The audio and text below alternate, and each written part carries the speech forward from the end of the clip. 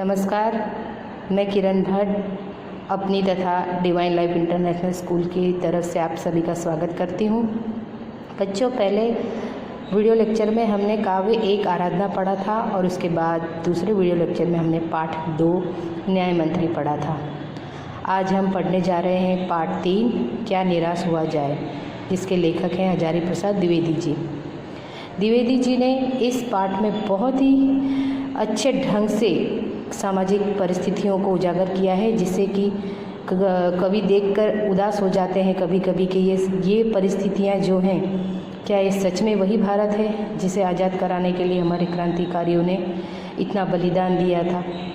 चारों तरफ चोरी, झूठ, डकैती को देख करके, और जो जितने ऊंचे पद पर है उतने ही बड़े गलत काम कर रहा है, ये सब सोच करके कभी कभी उनका हृदय निराश हो जाता है। परंतु कुछ चंद अच्छे लोगों के कारण जो बार बार उनके सामने आ जाते हैं और उन्हें देख करके वे सोचते हैं कि नहीं, आज भी मनुष्य और मनुष्यता जीवित है। तो चलिए हम पढ़ते हैं पाठ 3 क्या निराश हुआ जाए। पाठ 3 क्या निराश हुआ जाए, जिनके लेखक हैं हजारी प्रसाद द्विवेदी जी। जन्म सन 1907 ईस्वी, निधन सन 1989 ईस्वी। आचार्य हजारी प्रसाद द्विवेदी का जन्म बलिया उत्तर प्रदेश में है, जो जिले के दुबे छपरा नामक गांव में हुआ था। पारिवारिक परंपरा के अनुसार संस्कृत का अध्ययन शुरू करके हिंदू काशी विश्वविद्यालय से ज्योतिषाचार्य की परीक्षा उत्तीर्ण की। गुरुदेव रविंद्रनाथ के आश्रम में 1940 ईस्वी से 1950 ईस्वी तक हिंदी भवन के निर्देशक रहे। तत्पश्चात काशी हिंदू विश्वविद्यालय वाराणसी एवं पंजाब विश्वविद्यालय चंडीगढ़ में हिंदी विभाग के प्रोफेसर तथा अध्यक्ष पद पर कार्य किया। भारत सरकार ने इन्हें पद्म भूषण की उपाधि से सम्मानित किया। हिंदी साहित्य जगत में द्विवेदी जी एक निबंधकार, उपन्यासकार, समालोचक तथा शोधकर्ता, इतिहासकार के रूप में प्रचलित हैं। अशोक के फूल, विचार प्रवाह, कूटज, कल्पलता आदि निबंध संग्रह, बाण भट्ट की आत्मकथा, पुनर्नवा, चारुचंद्र लेखा, अनामदास का पौधा उपन्यास तथा कबीर, सूरदास, हिंदी साहित्य का आदिकाल, साहित्य सहचर, हिंदी साहित्य उद्भव और विकास, हिंदी साहित्य की भूमिका आदि आलोचना तथा इतिहास ग्रंथ है। प्रस्तुत निबंध में द्विवेदी जी ने यह समझाया है कि तत्कालीन भारतीय समाज में व्याप्त अनाचार केवल बाहरी स्तर पर है। वास्तव में आज भी लोगों में मानवीय मूल्यों के प्रति आस्था कायम है। अपने जीवन में घटित कुछ घटनाओं के द्वारा बताया है कि हमें निराश नहीं होना चाहिए, अपितु हमें जीवन के प्रति आशावान बने रहना चाहिए। मेरा मन कभी कभी बैठ जाता है, समाचार पत्र में ठगी, डकैती, चोरी, तस्करी और भ्रष्टाचार के समाचार भरे रहते हैं। देखिए, ये डकैती, चोरी और तस्करी भी चोरी ही कहलाता है बच्चों। जो तस्करी जो यहाँ से वहाँ सामान किया जाता है, वह आरोप प्रत्यारोप का कुछ ऐसा वातावरण बन गया है कि लगता है देश में कोई ईमानदार आदमी ही नहीं रह गया। हर व्यक्ति संदेह की दृष्टि से देखा जा रहा है। जो जितने ही ऊंचे पद है उनमें उतने ही अधिक दोष दिखाए जाते हैं। एक बहुत बड़े आदमी ने मुझसे एक बार कहा था कि इस समय सुखी वही है जो कुछ नहीं करता। जो कुछ भी करेगा उसमें लोग दोष खोजने लगेंगे, उसके सारे गुण भुला दिए जाएंगे और दोषों को बड़ा चढ़ाकर दिखाया जाने लगेगा। दोष किसमें नहीं होते, यही कारण है कि हर आदमी दोषी अधिक दिख रहा है, गुणी कम या बिल्कुल ही नहीं। स्थिति अगर ऐसी है तो निश्चय ही चिंता का विषय है।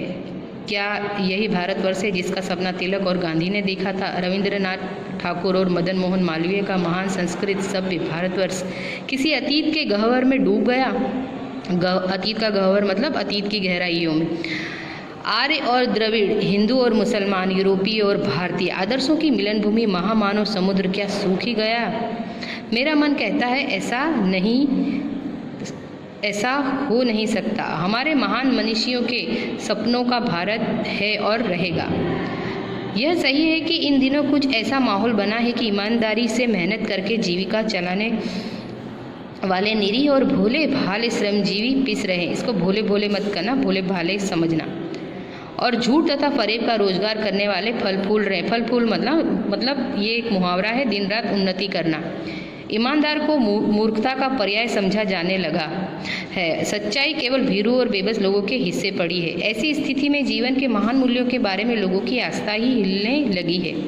परंतु ऊपर ऊपर जो कुछ दिखाई दे रहा है वह बहुत ही हाल की मनुष्य निर्मित नीतियों की त्रुटियों की देन है। सदा मनुष्य बुद्धि नई परिस्थितियों का सामना करने के लिए नए सामाजिक विधि निषेधों को बनाती है। मतलब अगर हमारे सामने कोई सी परिस्थिति आती है तो उन नियमों को फिर से बनाया जाता है जो मनुष्य के लिए घातक हों। उनके ठीक साबित न होने पर उन्हें बदलती है। नियम कानून सबके लिए बनाए जाते हैं, पर सबके लिए कभी कभी एक ही नियम सुखकर नहीं होते। सामाजिक कायदे कानून कभी युग युग से परीक्षित आदर्शों से टकराते हैं। इससे ऊपरी सतह आलोड़ित भी होती है। आलोड़ित होना मतलब हिलना डुलना, मतलब ऊपरी सतह आलोड़ित होती है। जो कानून बनाए जाते हैं वो कभी कभी सबके लिए एक जैसे नहीं होते, तो उन नियम कानूनों को फिर से बनाने की ज़रूरत पड़ती है। पहले भी हुआ है, आगे भी होगा, उसे देखकर हताश हो जाना ठीक नहीं है। जो कानून सबको सुख कर ना हो तो वो कानून फिर से बदले जाते हैं। और ये जो सामाजिक परिस्थिति के अंदर यदि हमें कुछ ऐसी परिस्थितियों का सामना करना पड़े जो हमें ऐसा लगे कि ये न्यायोचित नहीं है, तो हमें उसे देख करके हताश नहीं होना चाहिए, क्योंकि परिस्थितियाँ इंसान अपने काबू में फिर से ला सकता है। भारतवर्ष ने कभी भी भौतिक वस्तुओं के संग्रह को बहुत अधिक महत्व नहीं दिया। मतलब भौतिक मतलब ऐसा कि अपने लिए सब कुछ संग्रहित नहीं किया। क्योंकि हम आर्यों की संतान है ऐसा कहा जाता है, तो हमने अपनी सुख सुविधाओं को त्यागने का, अपने को संयम में रखने का हमारे ऋषि मुनियों ने और हमारे जो भी वंशज रहे हैं, जो हमारे अग्रज रहे हैं, उन्होंने हमें ये सिखाया है कि हमें त्याग और संयम से रहना चाहिए। उसकी दृष्टि से मनुष्य के भीतर जो महान आंतरिक तत्व स्थिर भाव से बैठा हुआ है वही चरम और परम है। लोभ, मोह, काम, क्रोध आदि विकार मनुष्य में स्वाभाविक रूप से विद्यमान रहते हैं, पर उन्हें प्रधान शक्ति मान लेना और अपने मन तथा बुद्धि को उन्हीं के इशारे पर छोड़ देना बहुत निकृष्ट आचरण है। मतलब नीच आचरण है। यदि हम अपने आप को लोभ, मोह, काम, क्रोध के ऊपर ही छोड़ दें, उनके भरोसे छोड़ दें, तो यह बहुत ही अधम काम होगा। भारतवर्ष ने कभी भी उन्हें उचित नहीं माना। उन्हें सदा संयम के बंधन से बांध कर रखने का प्रयत्न किया, परंतु भूख की उपेक्षा नहीं की जा सकती। बीमार के लिए दवा की उपेक्षा नहीं की जा सकती। गुमराह को ठीक रास्ते पर ले जाने के उपायों की उपेक्षा नहीं की जा सकती। यहाँ कहने का मतलब है काम, क्रोध, मोह, लोभ को तो हम अपने संयम में रख सकते हैं, परंतु यदि भूख लगी हो तो उसको हम अनदेखा नहीं कर सकते, उसकी उपेक्षा नहीं कर सकते, उसके प्रति उदासीनता नहीं कर सकते। यदि बीमार कोई व्यक्ति है तो उसे दवा की ज़रूरत है, यह मानकर हमें चलना होगा। हुआ यह है कि इस देश के कोटि कोटि दरिद्र जनों की हीन अवस्था को दूर करने के लिए ऐसे अनेक कायदे कानून बनाए गए जो कृषि, उद्योग, वाणिज्य, शिक्षा और स्वास्थ्य की स्थिति को अधिक उन्नत और सुचार बनाने के लक्ष्य से प्रेरित है।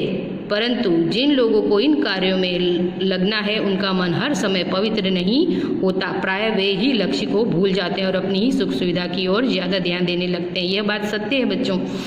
आपने देखा होगा कि जिन लोगों को हम चुनाव से चुन के ऊंचे पदों पर बिठाते हैं, वो दरिद्र जनों की, दुखियों के दुख को दूर करने के बजाय क्या करते हैं? कृषि में देखिए, वाणिज्य में देखिए, वाणिज्य मतलब जो व्यापार किया जाता है, शिक्षा के क्षेत्र में भी हम देखते हैं कितना कौभांड चल रहा है। वो लोग अपनी सुख सुविधा अपनी जेब भरने लग जाते हैं और क्या करते हैं, गरीब लोगों के रोजी रोटी को वो लोग धीरे धीरे निगल जाते हैं और बहुत कम मात्रा में उन तक पहुंचाया जाता है जो सुख सुविधा उन तक पहुंचनी चाहिए। व्यक्तिचित सब समय आदर्शों द्वारा चलित नहीं होता। व्यक्तिचित मतलब मनुष्य का मन हर वक्त आदर्शों पर नहीं चलता है। जितने बड़े पैमाने पर इन क्षेत्रों में मनुष्य की उन्नति के विधान बनाए गए, उतनी ही मात्रा में लोभ मोह जैसे विकार भी विस्तृत होते गए।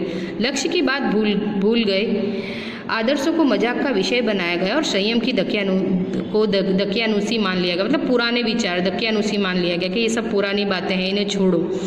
परिणाम जो होना था वह हो रहा है। यह कुछ थोड़े से लोगों के बढ़ते हुए लोभ का नतीजा है, परंतु इससे भारतवर्ष के पुराने आदर्श और भी अधिक स्पष्ट रूप से महान और उपयोगी दिखाई देने लगे हैं। भारतवर्ष सदा कानून को धर्म के रूप में देखता आ रहा है। आज एकाएक कानून और धर्म में अंतर कर दिया गया है। धर्म को धोखा नहीं दिया जा सकता, कानून को दिया जा सकता है। यही कारण है कि लोग धर्म भीरू हैं, वे कानून की त्रुटियों से लाभ उठाने में संकोच नहीं करते। देखो बच्चों, धर्म भीरू मतलब धर्म से डरने वाला, धर्म की जो बातें हैं उनसे डरने वाला। और यहाँ कहा जा रहा है कि धर्म को धोखा नहीं दिया जा सकता, परंतु कानून को दिया जा सकता है। लोग कानून को गलत सबूत दे करके किसी निर्दोष को फांसी पर चढ़ा सकते हैं, उसे दोषी बना सकते हैं, परंतु कभी कभी धर्म अपना सच्चा न्याय करता है। चलिए आगे। इस बात के पर्याप्त प्रमाण खोजे जा सकते हैं कि समाज के ऊपरी वर्ग में चाहे जो भी होता रहा हो, भीतर भीतर भारतवर्ष अब भी यह अनुभव कर रहा है कि धर्म कानून से बड़ी चीज़ है। अब भी सेवा, ईमानदारी, सच्चाई और आध्यात्मिकता के मूल्य बने हुए हैं। वे दब अवश्य गए हैं लेकिन नष्ट नहीं हुए। आज भी वह मनुष्य से प्रेम करता है, महिलाओं का सम्मान करता है और झूठ और चोरी को गलत समझता है, दूसरों को पीड़ा पहुंचाने को पाप समझता है। हर आदमी अपने व्यक्तिगत जीवन में इस बात का अनुभव करता है। समाचार पत्रों में जो भ्रष्टाचार के प्रति इतना आक्रोश है वह यही साबित करता है कि हम ऐसी चीज़ों को गलत समझते हैं और समाज से उन तत्वों की प्रतिष्ठा कम करना चाहते हैं जो गलत तरीके से धन या मान संग्रह करते हैं। दोषों का पर्दाफाश करना बुरी बात नहीं, बुराई यह मालूम होती है कि किसी के आचरण के गलत पक्ष को उद्घाटित करते समय उसमें रस लिया जाता है और दोषोद्घाटन को एकमात्र कर्तव्य मान लिया जाता है। बुराई में रस लेना बुरी बात है, अच्छाई को उतना ही रस लेकर उजागर न करना और भी बुरी बात है। सैकड़ों घटनाएं ऐसी घटती हैं जिन्हें उजागर करने से लोक चित्त में अच्छाई के प्रति अच्छी भावना जगती है। एक बार रेलवे स्टेशन पर टिकट लेते हुए गलती से मैंने 10 के बजाय 100 रुपये का नोट दिया और मैं जल्दी गाड़ी में आकर बैठ गया। थोड़ी देर में टिकट बाबू उन दिनों के सेकंड क्लास के डिब्बे में हर आदमी का चेहरा पहचानता हुआ उपस्थित हुआ। उसने मुझे पहचान लिया और बड़ी विनम्रता के साथ मेरे हाथ में 90 रुपये रख दिए और बोला, यह बहुत गलती हो गई थी, आपने भी नहीं देखा, मैंने भी नहीं देखा। उनके चेहरे पर विचित्र संतोष की गरिमा थी। मैं चकित रह गया। कैसे कहूँ कि दुनिया में सच्चाई और ईमानदारी लुप्त हो गई है। वैसे अनेक अवांछित घटनाएं भी हुई हैं, परंतु यह एक घटना ठगी और वंचना की अनेक घटनाओं से अधिक शक्तिशाली है। वंचना मतलब जैसे धोखाधड़ी करना किसी के साथ। वह एक बार मैं बस यात्रा कर रहा था, मेरे साथ मेरी पत्नी और 3 बच्चे भी थे। बस में कुछ खराबी थी, रुक कर चलती थी। गंतव्य से कोई 5 मील पहले ही एक निर्जन सुनसान स्थान में बस ने जवाब दे दिया। गंतव्य मतलब जहाँ पहुँचना है वह स्थान, निर्जन मतलब जहाँ कोई भी जन ना हो, सुनसान इलाका। रात के कोई 10 बजे होंगे। बस में यात्री घबरा गए। कंडक्टर ऊपर गया और एक साइकिल लेकर चलता बना। लोगों को संदेह हो गया कि हमें धोखा दिया जा रहा है। बस में बैठे लोगों ने तरह तरह की बातें शुरू कर दी। किसी ने कहा यहाँ डकैती होती है। 2 दिन पहले इसी तरह एक बस को लूट लिया गया था, परिवार सहित अकेला मैं ही था। बच्चे पानी पानी चिल्ला रहे थे। पानी का कहीं ठिकाना न था, ऊपर से आदमियों का डर समा गया।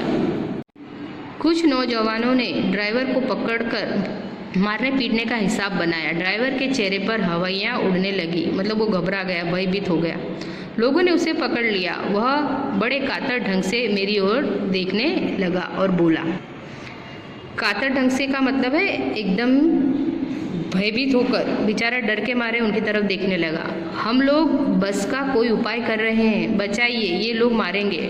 डर तो मेरे मन में भी था, पर उसकी बात कातर मुद्रा देखकर मैंने यात्रियों को समझाया कि मारना ठीक नहीं है, परंतु यात्री इतने घबरा गए कि वे मेरी बात सुनने को तैयार नहीं हुए। कहने लगे, इसकी बातों में मत आइए, धोखा दे रहा है, कंडक्टर को पहले ही डाकुओं के यहाँ भेज दिया है।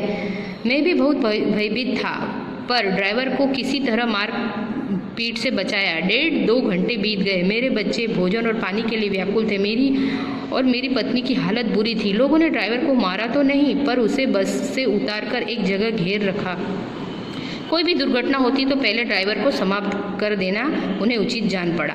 ये गिड़गिड़ाने का कोई विशेष असर नहीं पड़ा।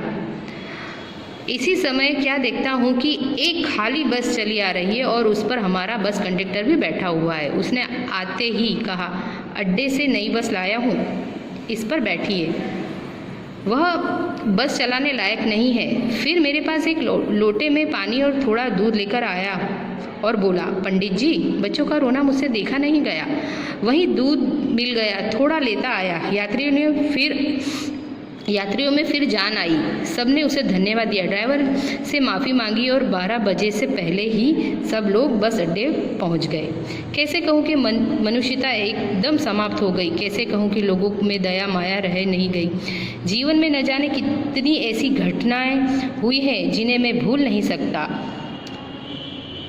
ठगा भी गया हूँ, धोखा भी खाया है, परंतु बहुत कम स्थलों पर विश्वासघात नाम की चीज़ मिलती है। केवल उन्हीं बातों का हिसाब रखो जिनमें धोखा खाया तो जीवन कष्टकर हो जाएगा। परंतु ऐसी घटनाएं भी बहुत कम नहीं है जब लोगों ने अकारण सहायता की है, निराश मन को ढाढ़स दिया है और हिम्मत बधाई है। कवि रविंद्रनाथ ठाकुर ने अपने एक प्रार्थना गीत में भगवान से प्रार्थना की थी कि संसार में केवल नुकसान ही उठाना पड़े, धोखा ही खाना पड़े तो ऐसे अवसरों पर भी है प्रभु, मुझे ऐसी शक्ति दो कि मैं तुम्हारे ऊपर संदेह न करूं।